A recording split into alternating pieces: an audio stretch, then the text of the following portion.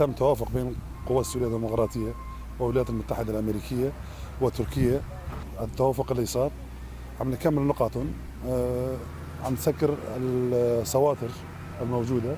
كان احنا المجلس العسكري في تل أبيض عم نستلم النقط اللي كان موجود فيها قسد، عم نستلمها نحن كأبناء المنطقة التابعين للمجلس العسكري تل أبيض، وموجودين احنا حاليا بالنقط اللي تم توافق عليه نحن والتحالف اللي موجود عليه.